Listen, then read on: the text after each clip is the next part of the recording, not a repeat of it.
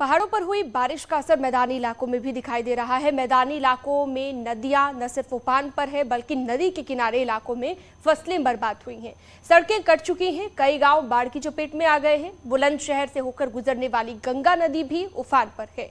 गंगा किनारे के इलाकों में क्या हालात है, देखिए इस रिपोर्ट में।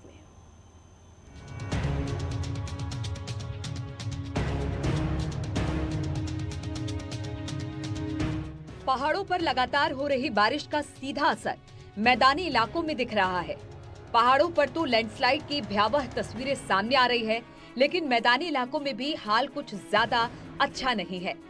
नदी किनारे के इलाकों में फसलों को भारी नुकसान पहुंचा है। किसानों में निराशा का माहौल है, खेतों में लबालब पानी भरा हुआ है और पशुपालकों पर भी सीधा असर पड़ रहा है। यहाँ किसानों को खेतों के इलाके में न जाने की प्रशासन ने अपील की है। खेतों में पानी भरा, सब गल गए, सड़कें उसमें गिर गई। अच्छा, तो आपकी फसलों में पानी भरा खड़ा है? हाँ जी, अब भी है। क्या फसल थी आपकी? लौकी नहीं। और भी किसानों का नुकसान हो रहा है? और भी हैं पड़ोसी हमारे, उनका भी बहुत नुकसान है। लौकी ही, करेला है, काशी फल है और भी तुम्हारा खीरा है, सब गल गए। बुलंदशहर में अनूप शहर इलाके से गंगा होकर गुजरती है। यहाँ आहार, नरौरा, राजघाट, रामघाट समेत तमाम गंगा घाटों पर प्रशासन ने निगरानी बढ़ा दी है। छोटी काशी के नाम से मशहूर अनूप शहर गंगा घाट पर गंगा पूरे उफान पर दिखाई दे रही है।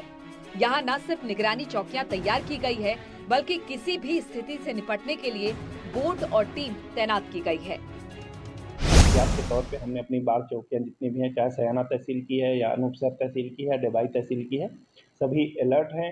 इंटर कॉलेजेस को मैंने वैकल्पिक उसके लिए रख रखा है। यदि बुलंदशहर जनपद में बाढ़ नहीं आती है, क्योंकि ये गंगा के ऊंचे वाले भाग में आता है, तो पानी हमारे बुलंदशहर के जिलों में नहीं आता है। फिर भी ये मानते हुए कि कभी भी कोई आकस्मिकता पड़े तो हम कैसे रेस्क्यू करेंगे, वो सारी हमारी तैयारी है।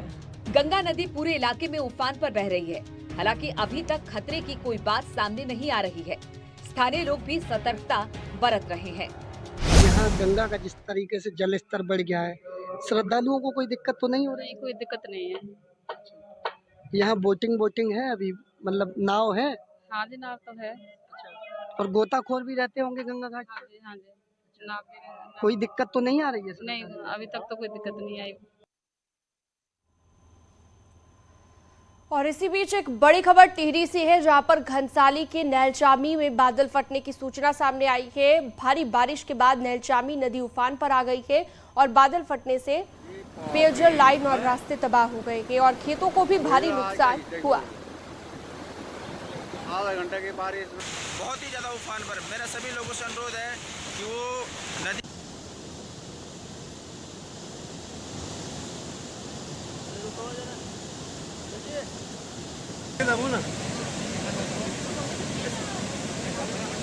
फोन कर दो।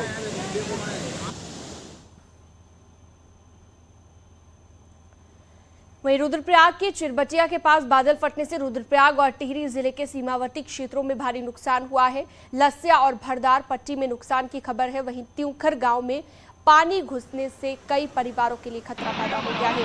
वहीं मखैत गांव में भी बाढ़ ने शिवालय जो है बाढ़ में पूरी तरह से डूब चुका है और इसके साथ ही दोनों गांव के कई लोग परेशान हो चुके हैं। सैकड़ों हेक्टेयर भूमि बाढ़ में तबाह होने की सूचना है।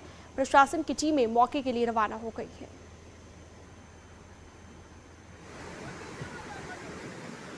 पोस्टमैन के मकान के अगल बगल से उनको भी जो है जानवरों को निकालने में बहुत परेशानी हो रही है। आदमी तो चले आ जाएंगे, अभी वैसी जनहानि वो नहीं हुई है। और नीचे जो है कुंडा में तो जो है वहाँ पे एक पुल था और गोविंद सिंह पवार का उसका घराट भी बह गया। और उधर जो है रंगनाथ सिंह को जो है आने जाने के और मीना में तो में वहाँ पे आने जाने में बहुत परेशानी हो रही है। रुद्रप्रयाग जिले के जखोली में जहां आपदा से भारी नुकसान हुआ, वहीं तिलवाड़ा मयाली मोटर मार्ग पर भी मरड़ी घाट के पास बंद हो गया, जिसके बाद बड़ी संख्या में लोग यहां पर फंसे हुए हैं। आपदाग्रस्त क्षेत्रों को जाल की टीमें भी फंसी हुई हैं, जिसके बाद आपदा राहत कार्यों में भी दिक्कतें आ रही है, यानी कि रेस्क्यू में भी लोगों को परेशानी का सामना करना पड़ा। प्रशासन के काम से स्थानीय लोग बेहद नाराज हैं।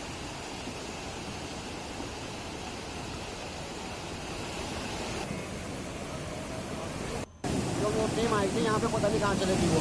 हमने खाली देखा ही उसके बाद लापता हुआ, कुछ नहीं किया किसी ने यहाँ पे। सुबह आए थे वो अपना चले गए। पब्लिक देखो ना, कम से कम 3 किलोमीटर का। और अगली खबर है उत्तरकाशी से, जहां पर हेलगू घाट के पास गंगोत्री